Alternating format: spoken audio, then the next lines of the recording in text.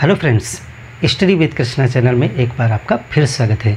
पिछली क्लास में हमने प्रेसिपिटेशन पे बात किया था और देखा था कि वर्षण के कितने प्रकार होते हैं। उन्हीं में से हम आज पहला चैप्टर शुरू करेंगे, जिसमें आज की क्लास में हम समझेंगे ओस, कोहरा, मिस्ट और पाला के विषय में। तो इस क्लास में हम संघनन की प्रक्रिया को भी समझेंगे कि किस प्रकार से वर्षण होता है, और साथ ही साथ में इन सब के कॉन्सेप्ट को शॉर्ट में जो है क्लियर करेंगे। तो सबसे पहले इन चीज़ों को समझने से पहले आप संघनन की एक छोटी सी प्रक्रिया को समझें कि संघनन की प्रक्रिया में वास्तव में क्या होता है।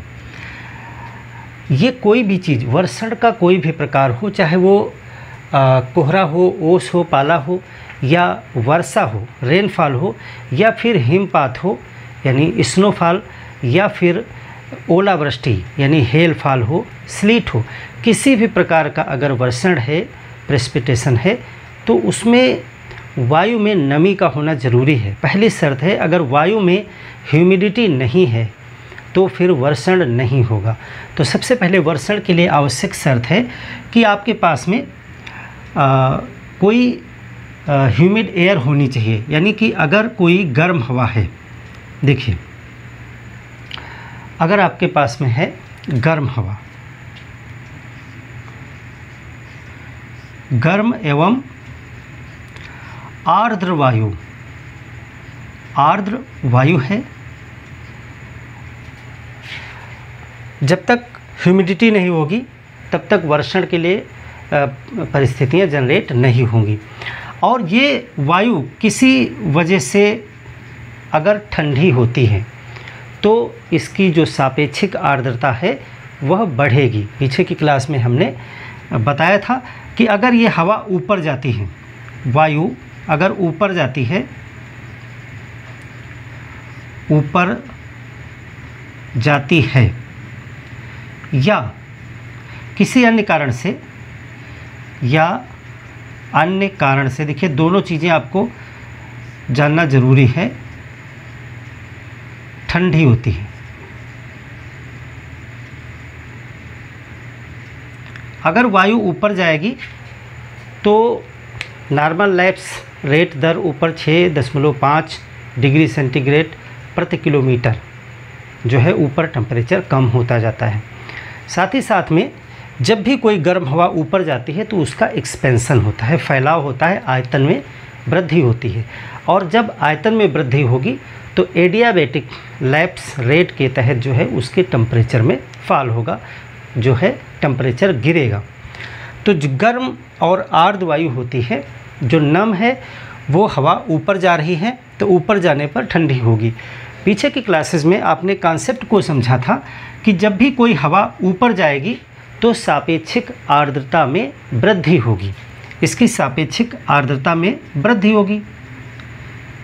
सापेक्षिक आर्द्रता यानी रिलेटिव ह्यूमिडिटी बढ़ेगी। क्यों बढ़ेगी?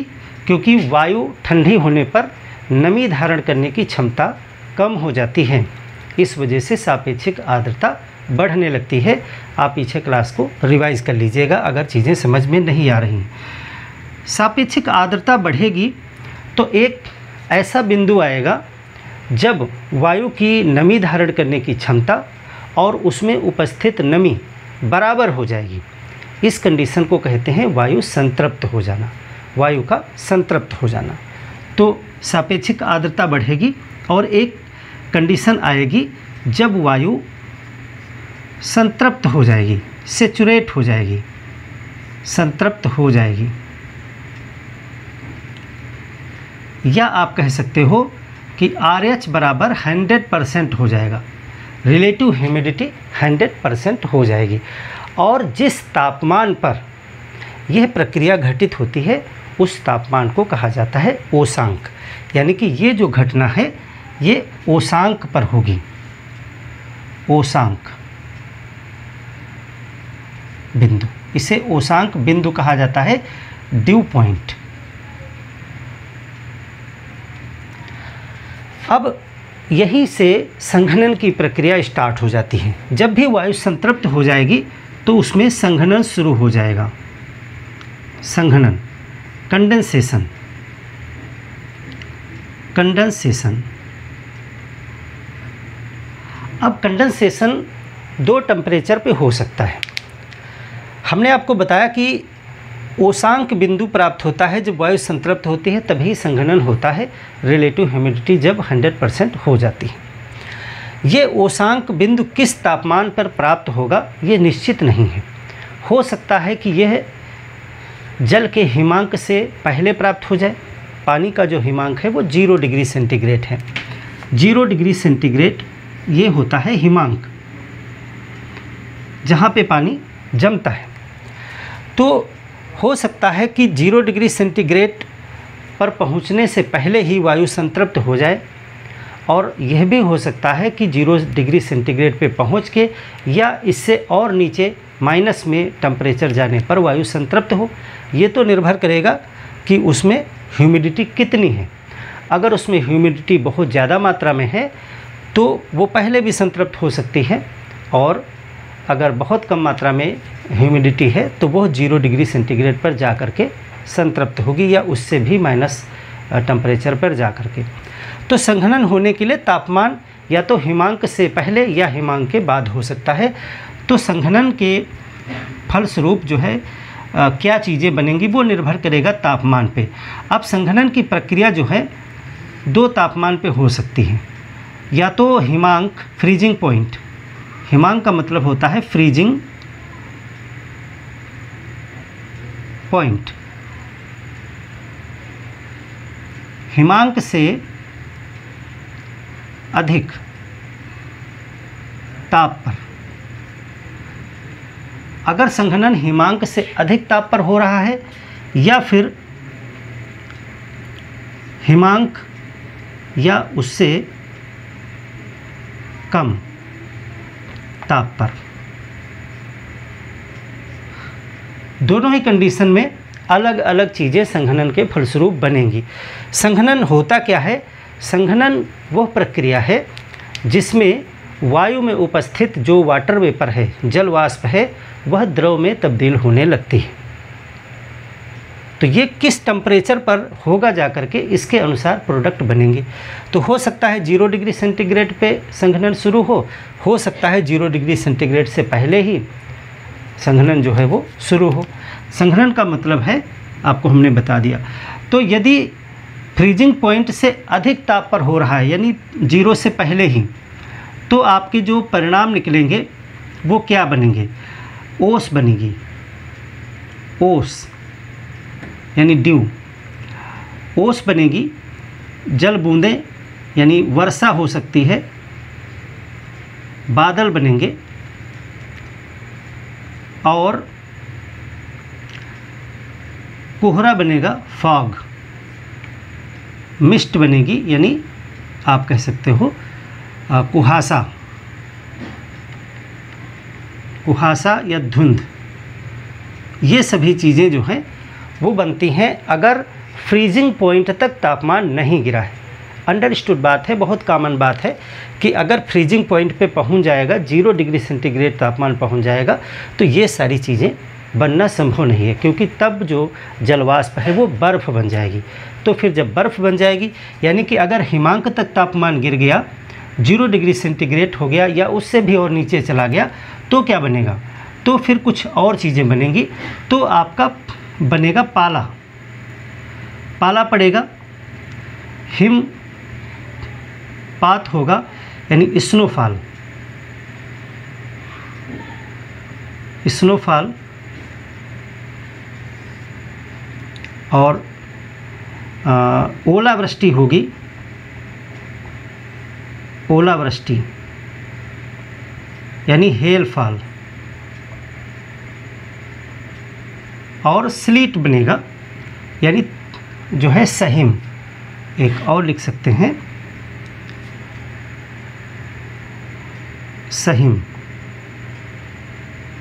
यानी स्लीट। ये सभी प्रोडक्ट बनेंगे अगर हिमांक तापमान पर संघनन होता है या उससे नीचे होता है।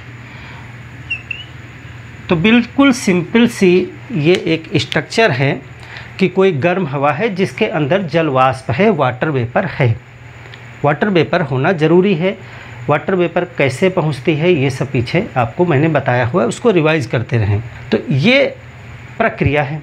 अब आज की क्लास में हम ओस, कोहसा और कोहरा को पढ़ेंगे और पाला को भी साथ में देख लेंगे हम। तो चलिए बात करते हैं ओस पे। सबसे पहले हम देखेंगे ओस किसको कहते हैं, कैसे ओस बनती है। ड्यू ओस आपने देखा होगा ठंडक की रातों में, सुबह जब आप उठते हैं या लंबी रातें होती हैं जब, तो उसमें सुबह सुबह आपको धरातल पर, पेड़ पौधों की पत्तियों पर या धरातल पर रखी हुई ठोस वस्तुओं पर आपको वाटर की नन्ही नन्ही बूंदें दिखाई पड़ती हैं। इसको कहा जाता है ओस। तो ये ओस कैसे आती है, कहाँ से आती है, इसको हम समझेंगे। देखिए प्रक्रिया वही है। जब भी हवा से जल बनेगा तो संघनन की प्रक्रिया के फलस्वरूप बनेगा। हवा में नमी है, वो अगर हवा ठंडी होगी तो वो नमी जो है वो जल में तब्दील हो जाएगी। अब वो काफ़ी चीज़ें बन सकती हैं। तो सबसे पहले ओस को हम देखें कैसे बनती हैं। देखिए ओस बनने के लिए कुछ शर्तें हैं। ओस कब बनेगी? ओस तभी बनेगी जब ठंडी और लंबी रातें हों, यानी कि इसकी कुछ शर्तें हैं। देखिए ओस बनने के लिए ठंडी एवं लंबी रात हो, यानी कि समय मिले, लंबी रात हो, बड़ी बड़ी रातें हों और ठंडी हो, शीत ऋतु की रातें हैं। साफ आकाश होना चाहिए। अभी सब चीज़ को हम समझाएंगे कि ये ऐसा क्यों होना चाहिए। साफ आकाश हो और वायु में पर्याप्त नमी हो, पर्याप्त नमी हो, ह्यूमिडिटी हो, शांत हवा हो, शांत हवा यानी कि पवन न चल रही हो, और जो संघनन है वो हिमांक से ऊपर होना चाहिए। ये सबसे बड़ी शर्त है कि जो संघनन है वो हिमांक से पहले होना चाहिए, हिमांक से ऊपर, यानी 0 से ऊपर ही, ऐसा ना माइनस में ताप ना पहुंच जाए, 0 से ऊपर होना चाहिए। अगर इतनी शर्तें पूरी हो रही हैं तो ओस पढ़ने के लिए सही दशाएं हैं। ओस कैसे पड़ती है? ओस में जब लंबी ठंडी रात होगी तो क्या होगा, आप दिन में देखते हो दिन के समय में विकिरण होता है, यानी सूर्य विकिरण होता है जो धरातल को गर्म करता है, और जो नमी वाले क्षेत्र हैं, जल स्रोत हैं, उनके जल का वाष्पीकरण करेगा जिससे हवा में पर्याप्त नमी आ जाएगी। तो पर्याप्त नमी हवा में है। साफ आकाश, रात के समय जब पृथ्वी ठंडी होना शुरू होती है, रात के समय क्या होता है, पृथ्वी पार्थिव विकिरण के माध्यम से, टेरेस्ट्रियल रेडिएशन के माध्यम से जो है वो गर्मी को बाहर फेंकती है। वो गर्मी अंतरिक्ष में चली जाती है, कुछ वायुमंडल को गर्म करती है और कुछ अंतरिक्ष में भी चली जाती है। अगर साफ आकाश है यानी बादल रहित, तो फिर वो नमी बादलों से टकरा के वापस नहीं आएगी, यानी वायुमंडल ठंडा बनेगा और आराम से गर्मी बाहर चली जाएगी जिससे धरातल ठंडा हो जाएगा। शांत हवा है, हवा रुकी हुई है, इसीलिए जो हवा पृथ्वी के संपर्क में आने पर ठंडी हो रही है वो अपनी जगह पर बनी हुई है, जिससे वो और देर तक ठंडी होती चली जाती है। तो यहाँ पर जो परिस्थितियाँ हैं वो क्या जनरेट करेंगी, देखिए इसमें देखिए दिन के समय क्या होता है, दिन में जो सौर विकिरण है, सौर विकिरण से धरातल गर्म होता है, धरातल गर्म होता है, वायु भी गर्म होती है और वाष्पीकरण होता है, वाष्पीकरण, इवोपोरेशन होगा। दिन के समय ये प्रक्रिया होगी। अब रात लंबी है तो रात में क्या होगा, रात में धरातल ठंडा हो जाएगा। हमने आपको समझाया कि धरातल क्यों ठंडा हो जाएगा, क्योंकि लंबी रात है और पार्थिव विकिरण की वजह से पृथ्वी का धरातल ठंडा हो रहा है। साफ आकाश है, इसीलिए जो गर्मी बाहर फेंकी जा रही है वो वापस भी नहीं आ पा रही, इसलिए और ज़्यादा ठंडा हो रहा है। रातें लंबी हैं तो ठंडा होने के लिए पर्याप्त समय मिल रहा है। शांत हवा है, इसलिए हवा अपनी जगह से हट भी नहीं रही है, इसीलिए वो धरातल के संपर्क में होने से और ज़्यादा ठंडी होती चली जाती है। जब रात में धरातल ठंडा होगा तो क्या होगा? संपर्क की वायु ठंडी हो जाएगी, जबकि उसके ऊपर की वायु गर्म रहेगी। ये कॉन्सेप्ट आपको समझना जरूरी है। वायु अपेक्षाकृत, देखिए बहुत नहीं लेकिन उसकी तुलना में अपेक्षाकृत गर्म रहेगी। धरातल के संपर्क की हवा तो ठंडी हो जाएगी जब पृथ्वी ठंडी होगी, लेकिन उसके थोड़ा ऊपर की हवा गर्म बनी रहेगी जो दिन में गर्म थी। हवा चल नहीं रही है, इसीलिए ऊपर की हवा गर्म, नीचे की हवा ठंडी। ये हो गई उल्टा कंडीशन। उल्टा का मतलब ये है, जब हमने पीछे की क्लास में आपको विकर्ण वगैरह पढ़ाया था तो आपको हमने बताया था कि ऊपर जाने पर तापमान में गिरावट होती है, यानी कि यहाँ अगर हवा गर्म है तो यहाँ हवा अपेक्षाकृत ठंडी होती है।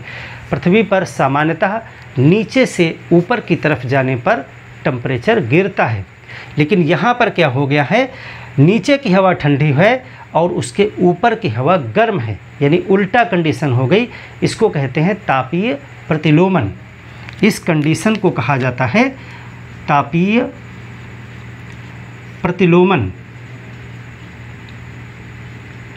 यानी कि नीचे ठंडी हवा ऊपर गर्म हवा, थर्मल इन्वर्जन।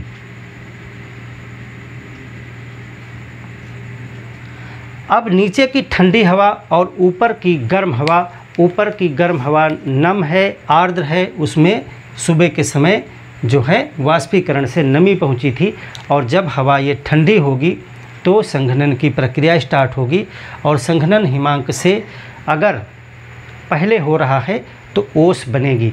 जो जलवाष्प है वो जल की बूंदों में कन्वर्ट हो जाएगी और वो धरातल से, धरातल पर रखी हुई ठोस वस्तुओं से, पौधों की पत्तियों से लिपट करके छोटी छोटी बूंदें बना देगी। उसी को ओस कहा जाता है। ओस बनने के लिए धूल के कण, नमक के कण, धुएं के कण, इनकी ज़रूरत नहीं पड़ती है। जब आप कोहरा या बादल वगैरह देखते हो तो उसमें इन कणों को होना ज़रूरी होता है, आगे हम पढ़ेंगे। लेकिन यहाँ पे सीधे सीधे संघनन से जलवाष्प जो है वो धरातल पर और वहाँ पर रखी वस्तुओं, पेड़ पौधों पर ही सीधे जल की बूंदों के रूप में संघनित हो जाती है। तो यहाँ पर हम देखेंगे इसकी वजह से क्या होगा। संघनन की प्रक्रिया देखिए, अब वायु ठंडी हुई, तापीय प्रतिलोमन हुआ, संघनन के फलस्वरूप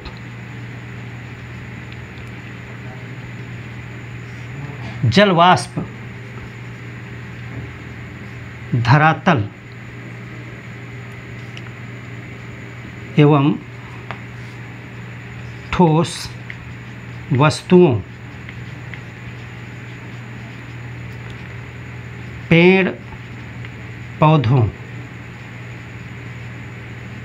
की पत्तियों, तनों इत्यादि पर पत्तियों से लिपटकर छोटी छोटी जल बूंदें बनाती हैं। छोटी छोटी जल की बूंदें बन जाती हैं और इन्हीं को क्या कहते हैं, इन्हीं को ओस कहा जाता है, ड्यू। ओस हमेशा धरातल पे ही बनेगी, ये हवा में लटकी हुई नहीं होगी। जो कोहरा होता है वो हवा में बादल की तरह तैरता हुआ दिखाई पड़ता है, तो वो जल की बूंदें जो होती हैं वो धूल कणों से लिपटी होती हैं या धुएं या नमक के कणों से लिपटी होती हैं। लेकिन यहाँ पर जो संघनन है उसमें जलवाष्प सीधे धरातल पे, पेड़ पौधे की पत्तियों पर, ठोस वस्तुओं पर संघनित हो जाती है और जल की बूंदें बिछ जाती हैं, जिसको ओस कहा जाता है। ये सुबह सुबह आपको दिखाई पड़ेगा, और जैसे ही सूरज निकलेगा, सूरज निकलने पर क्या होगा, विकिरण आएगा, पृथ्वी पे टकराएगा और जो ये तापीय प्रतिलोमन की कंडीशन बनी थी वो समाप्त हो जाएगी। और जैसे ही ये कंडीशन समाप्त हो जाएगी, हवा गर्म हो जाएगी, तो ओस समाप्त हो जाएगी। इसीलिए जब सूर्य आता है तो ओस छट जाती है, धीरे धीरे ओस खत्म हो जाती है। अब समझते हैं कोहरा। कोहरा क्या है, इसको आप स्क्रीनशॉट ले लें। देखिए कोहरा और कुछ नहीं है, कोहरा एक प्रकार का बादल है। जैसे आप बादल ऊंचाई पे देखते हैं, जो कोहरा है वो धरातल के निकट जो बादल बनते हैं उनको कोहरा कहा जाता है। हालांकि बादल के तुलना में कोहरा उतना घना नहीं होता है और इसमें जल की बूंदें बहुत छोटी छोटी होती हैं, इसीलिए ज़मीन पर गिरती नहीं हैं, तैरती रहती हैं और विजिबिलिटी को कम कर देती हैं। जो कोहरा होता है उसमें आप 1 किलोमीटर से कम देख पाते हैं। 10 metre, 5 metre, 30 metre, 300 metre, 400 metre, 1 kilometre से कम विजिबिलिटी रहती है, उसको कहते हैं कोहरा। देखिए कोहरा को समझें ज़रा, कैसे बनता है कोहरा। अब देखिए कोहरा भी जो है फॉग भी जो है वो तापीय प्रतिलोमन की वजह से ही बनता है, क्योंकि हमने आपको बताया कि हवा को ठंडा होना ज़रूरी है तभी संघनन होगा। अब कोहरा इतनी ऊंचाई पर नहीं होता है कि जो ऊंचे जाने की वजह से जो टेम्परेचर फॉल होता है उसकी वजह से बादल बनेंगे बहुत ऊंचाई पर जाकर। लेकिन अगर ज़मीन के निकट ही कोई बादल बन रहा है तो इतने कम ऊंचाई पर जाकर के हवा उतनी ठंडी नहीं हो सकती है कि बादल का निर्माण हो जाए। इसका मतलब ये है कि यहाँ पर कोई दूसरा फैक्टर है जिसकी वजह से हवा ठंडी हो जाती है और वो फैक्टर है तापीय प्रतिलोमन, उसकी वजह से। तो देखिए कोहरा है एक्चुअल में क्या, ये धरातल के निकट एक बादल है। धरातल के निकट एक बादल ही है ये, क्लाउड, इसको कोहरा कहा जाता है। कैसे बनता है, देखिए तापीय प्रतिलोमन की वजह से ये बनता है। तापीय प्रतिलोमन, थर्मल इन्वर्जन के कारण बनता है।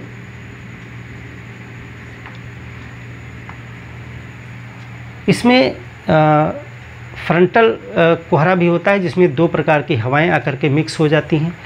तो अगर धरातल के निकट कोई बादल बन रहा है जिसमें जल की छोटी छोटी बूंदें होती हैं, वो तैरती रहती हैं और इसी को कोहरा कहा जाता है।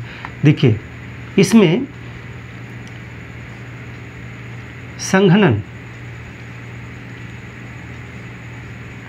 हिमांक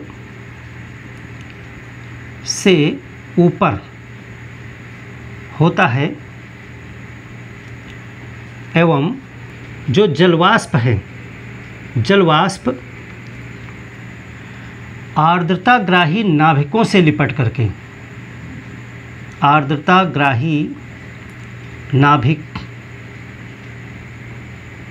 नाभिकों, इसको अंग्रेजी में कहते हैं हाइग्रोस्कोपिक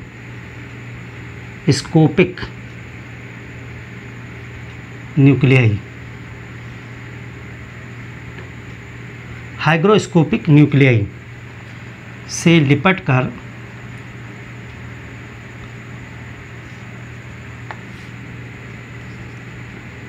जल की छोटी छोटी बूंदें बनाती हैं, छोटी छोटी बूंदें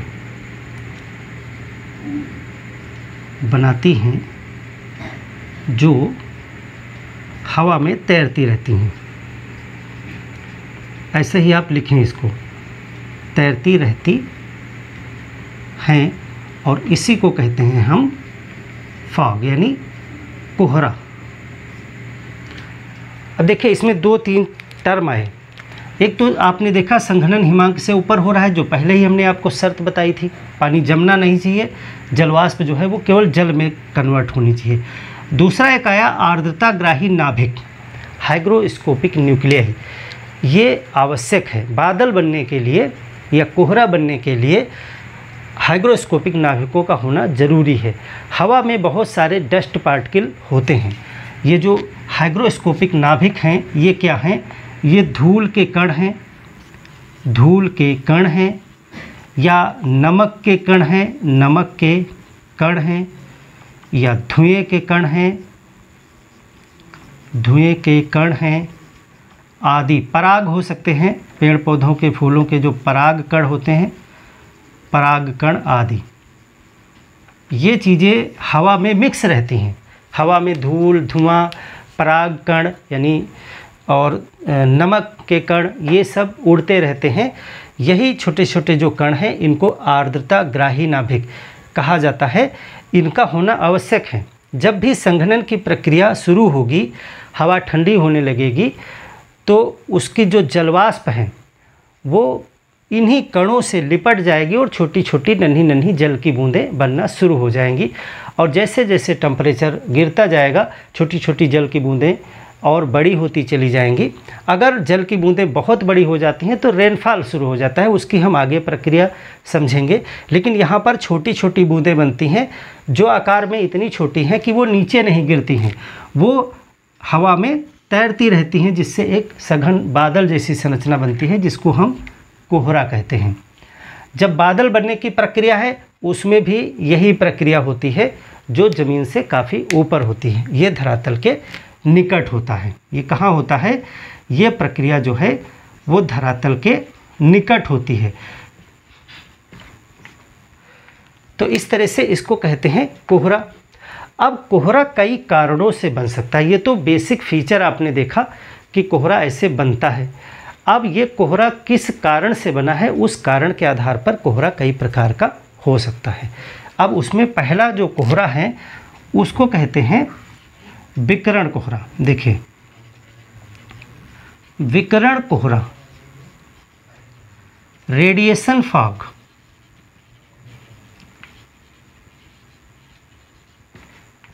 जो कोहरा है इसकी दृश्यता कितनी है ये पूछा जा सकता है, यानी कि विजिबिलिटी। इसकी विजिबिलिटी जो है 1 किलोमीटर से कम होती है। 1 किलोमीटर से कम होती है इसकी दृश्यता। इसमें आप 1 किलोमीटर से आगे नहीं देख सकते। 10-5 मीटर देख सकते हैं, 1000 मीटर तक ही देख सकते हैं। तो विकिरण कोहरा पहला इसका टाइप है। दूसरा होता है अभिवहनीय। अभिवहनीय कोहरा, या इसको कहते हैं एडवेक्शन, एडवेक्शनल फॉग। अभी इसको भी हम आगे जानेंगे कैसे बनता है। और तीसरा होता है घाटी या पहाड़ी कोहरा। इसको आप कह सकते हैं हिल फॉग या वैली फॉग।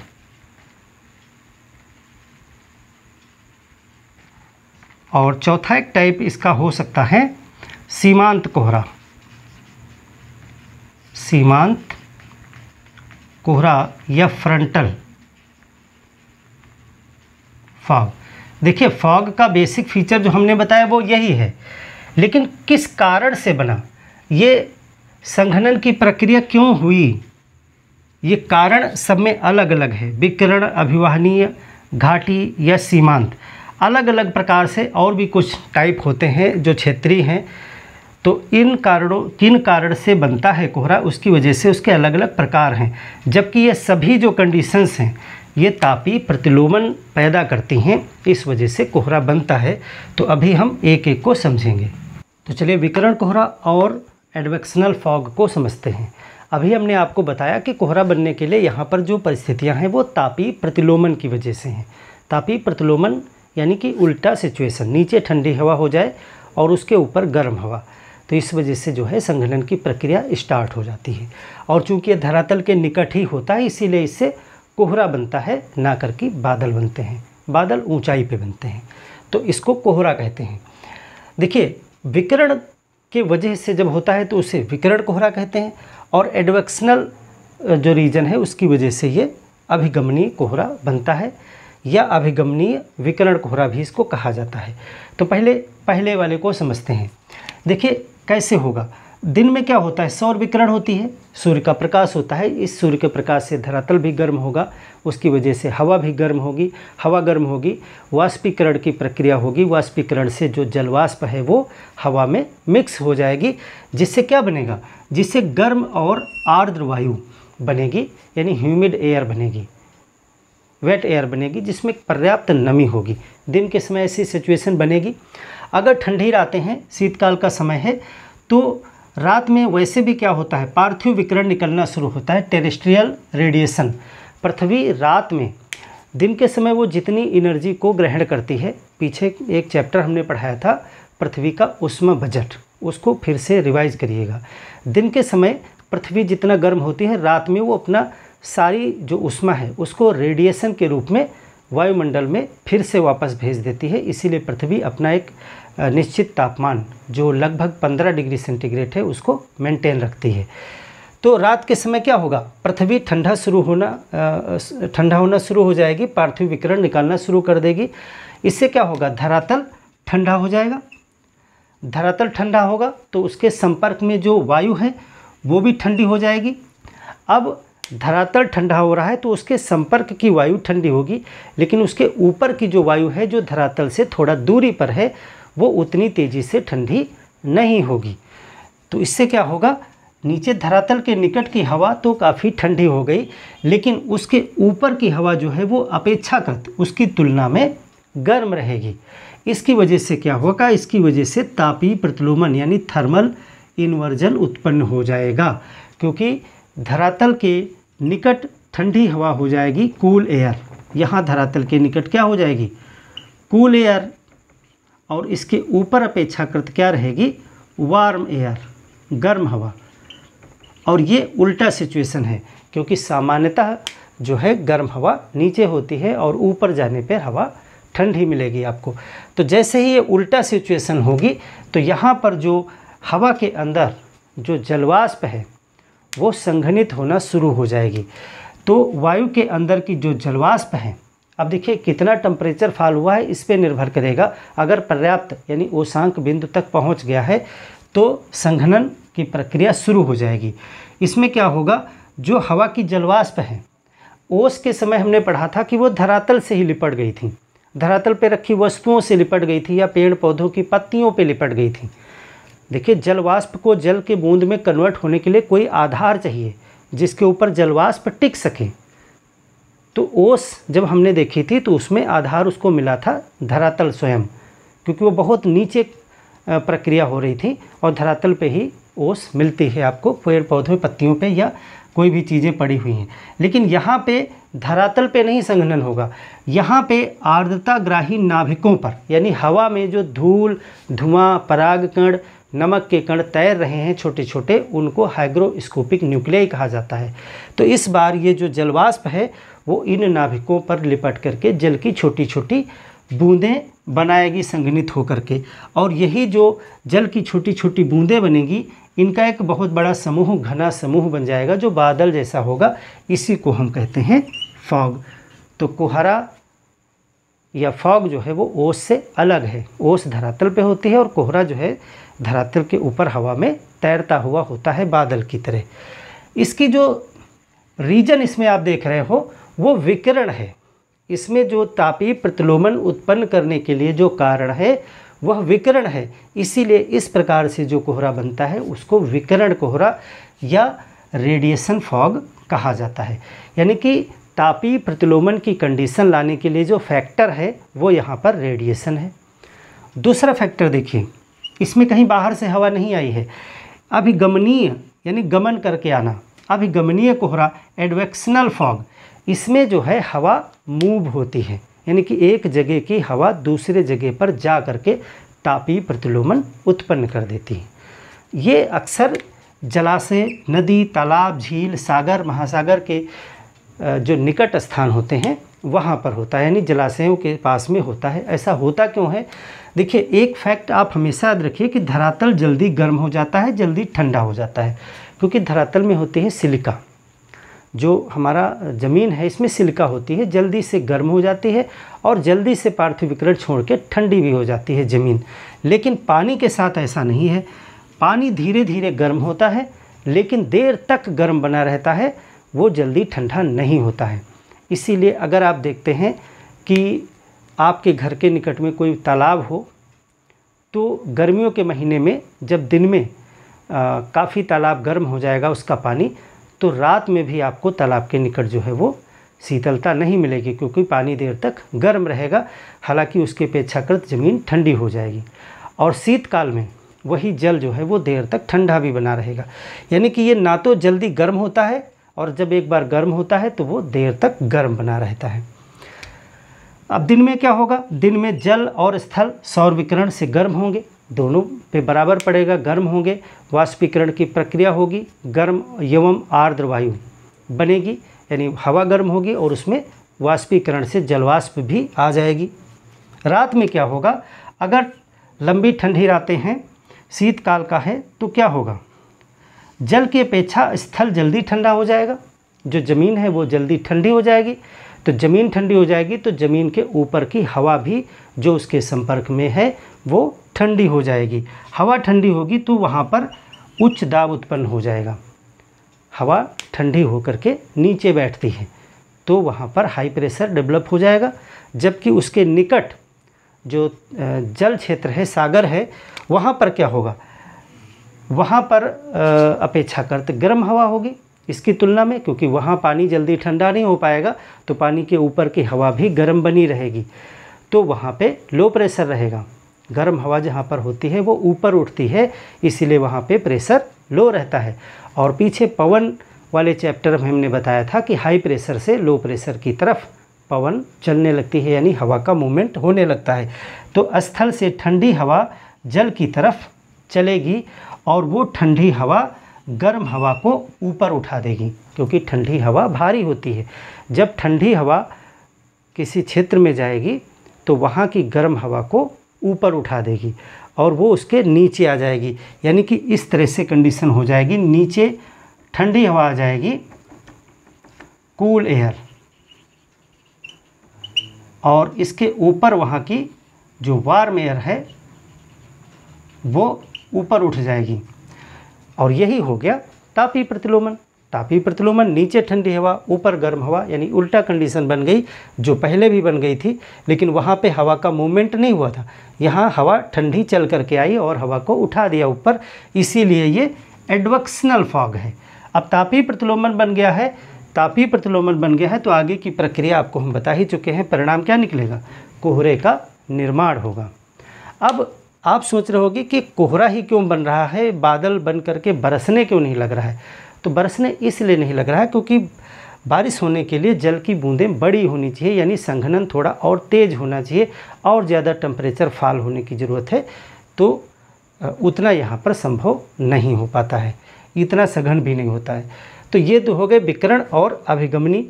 तीसरा हमने एक टाइप आपको बताया हिल या वैली फॉग और फ्रंटल फॉग, तो उसको भी देख लेते हैं, वैली और फ्रंटल फॉग क्या होते हैं।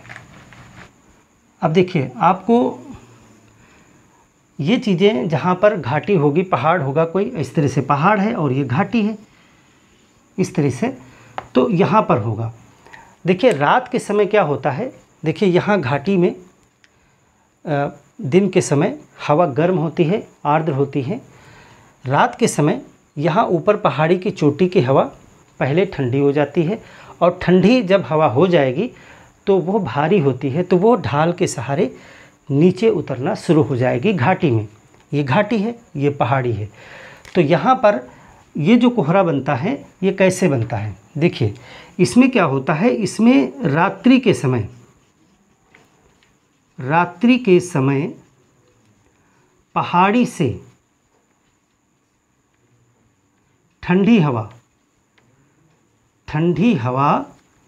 घाटी में ढाल के सहारे घाटी में उतरती है, ढाल के सहारे घाटी में उतरती है।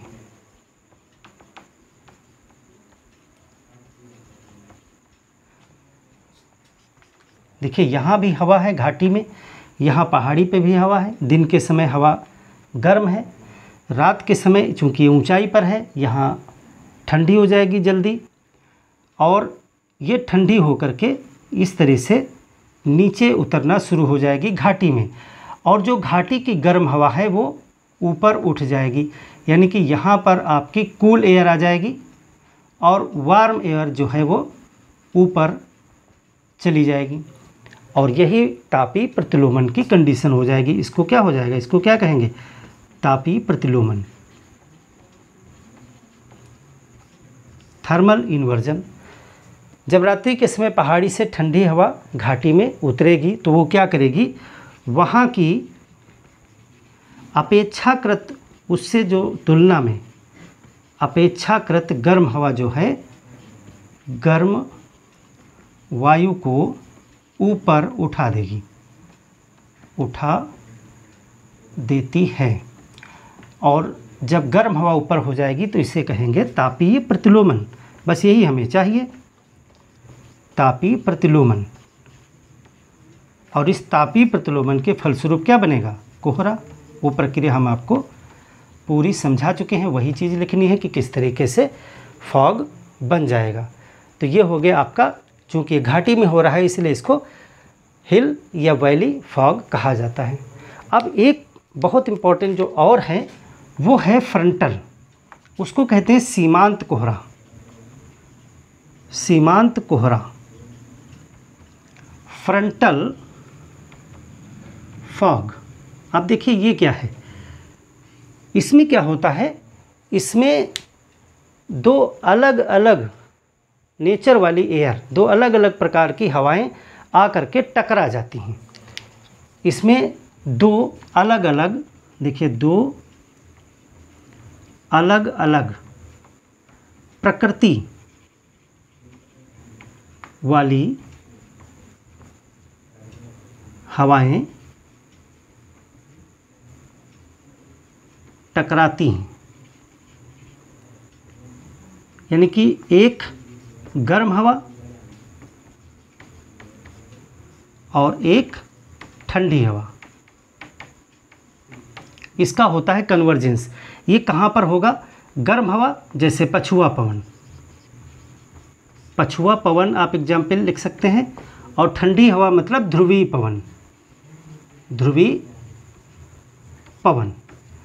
इसका हो गया टकराहट एक जगह पे आके कहाँ पे बनेगा।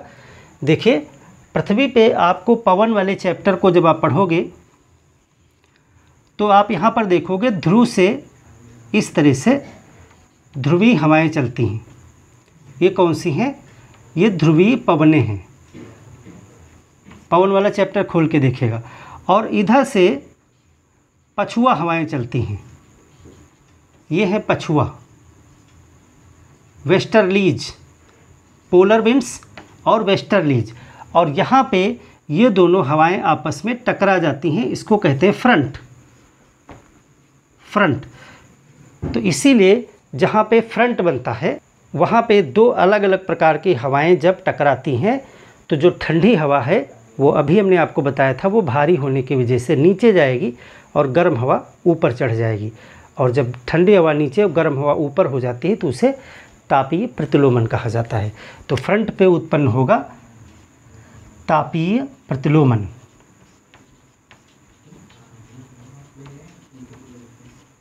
तापीय प्रतिलोमन। यहाँ पे बारिश की भी सिचुएशंस बनेंगी, उसको हम आगे पढ़ेंगे। यहाँ पर हम सिर्फ कोहरा की बात कर रहे हैं। तो ये आपको देखने मिलेगा जहाँ पे ध्रुवीय पवनें और पछुआ पवनें टकरा रही हैं। दो अलग अलग प्रकृति यानी कि ठंडी और गर्म हवाएं आकर के टकरा गई हैं। देखिए अब आप अभी अगर शंका करेंगे तो पिछले वाले में भी हमने बताया था गर्म और ठंडी हवा, लेकिन उसमें दोनों हवाएं नहीं चल रही थी। उसमें ठंडी हवा चल के गई थी और गर्म हवा को ऊपर उठा दिया था, इसमें भी आपने यही देखा था। लेकिन यहाँ पे दोनों ही हवाएं एक दूसरे से आकर के आमने सामने भिड़ गई आकर के, तो ये टक्कर है।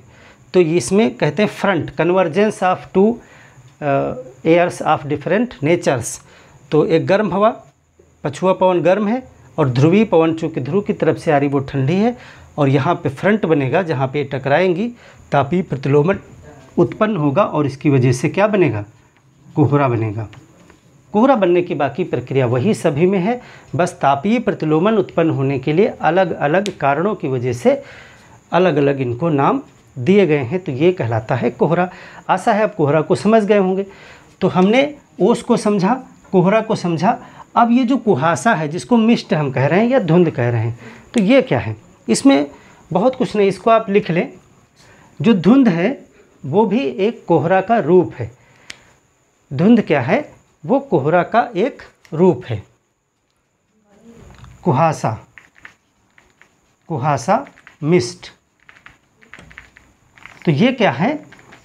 ये जो है कोहरा का रूप है एक।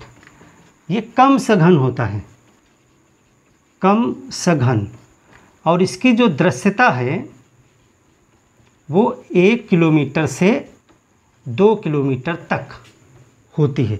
यानी कि ये भी कोहरा का ही एक रूप है, लेकिन ये कोहरा जितना थिक नहीं होता है, सघन नहीं होता है, इसलिए इसमें हम थोड़ा दूर तक देख पाते हैं।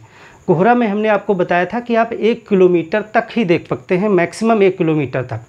यानी कि आप हो सकता है ज़्यादा सघन है तो 5 मीटर ही देख पा रहे हो, 10 metre, 20 metre, 100 metre, 300 metre, maximum आप 1 किलोमीटर देख पाएंगे, इससे आगे नहीं देख सकते कोहरा में। लेकिन जो धुंध होती है, धुंध की जो विजिबिलिटी है वो 1 किलोमीटर से लेकर 2 किलोमीटर के बीच होती है।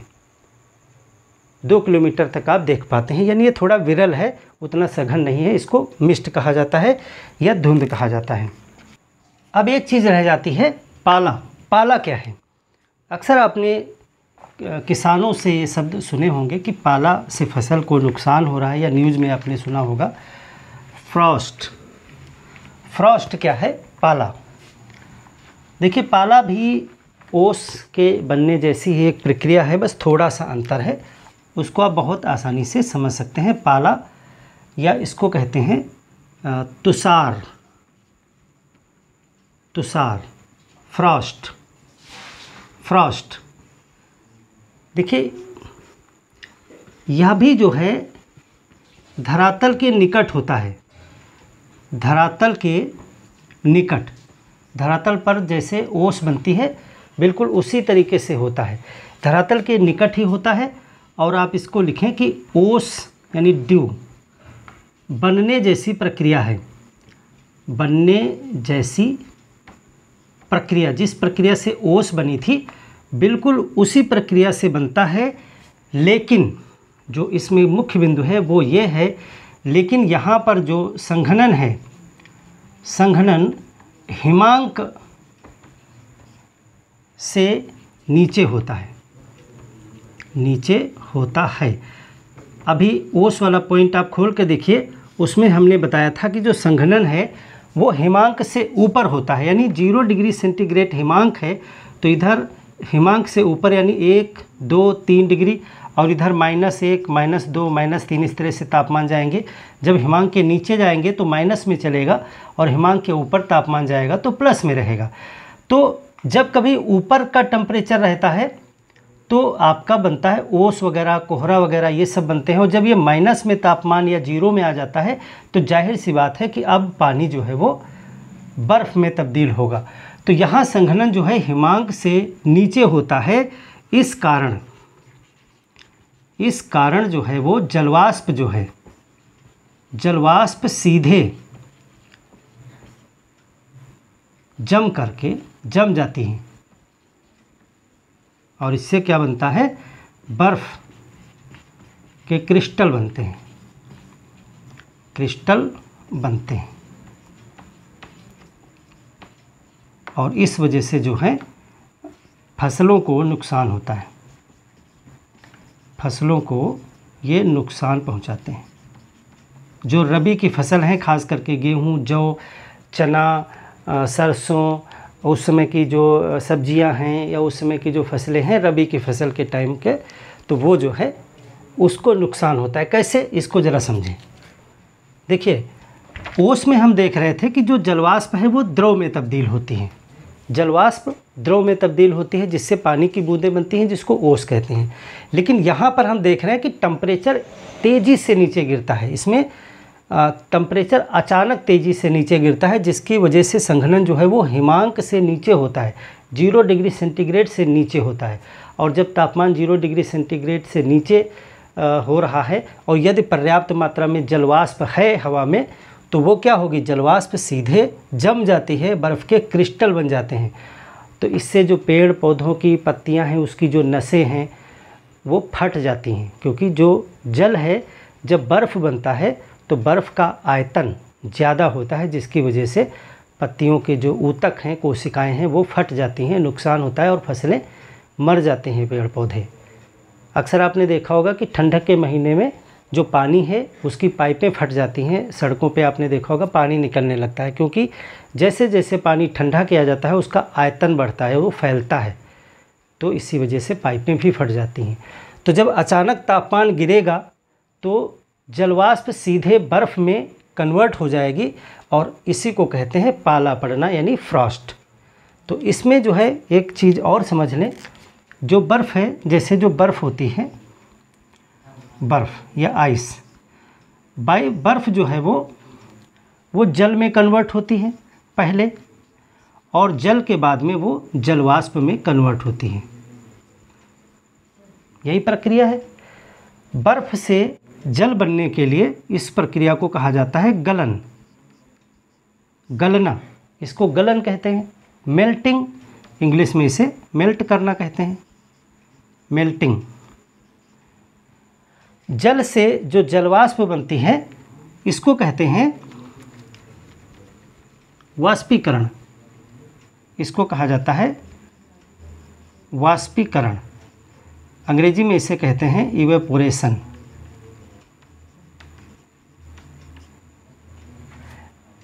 और इसको अगर रिवर्स कर दें, जल से जलवाष्प से जल बनना, तो अभी हमने आपको बार बार पढ़ाया है कि जब जलवाष्प से जल की बूंदें बनती हैं तो उसे संघनन कहा जाता है, संघनन, कंडेंसेशन। और जल से बर्फ़ बनना, इसको कहते हैं जमना, फ्रीजिंग, फ्रीज होना या पिंडन।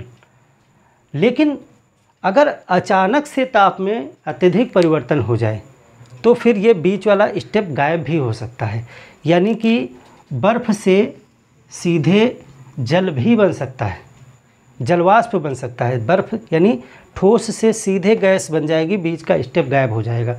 इसको कहते हैं ऊर्ध्वपातन, ऊर्ध्वपातन। अंग्रेजी में इसे कहते हैं सब्लिमेशन, सब्लिमेशन। ये सब पूछे जा सकते हैं, साइंस के क्वेश्चन हैं कि ऊर्ध्वपातन क्या है। तो जब कोई ठोस बिना द्रव में बदले सीधे गैस में कन्वर्ट हो जाए तो उसको ऊर्ध्वपातन या सब्लिमेशन कहते हैं। जैसे जब आप कपूर को जलाते हैं, कपूर जो आप यूज करते हैं, तो कपूर द्रवित नहीं होता है, सीधे सीधे गैस बन जाता है। इसी तरीके से बर्फ़ भी सीधे जलवाष्प बन सकती है, उसको सब्लिमेशन कहा जाएगा।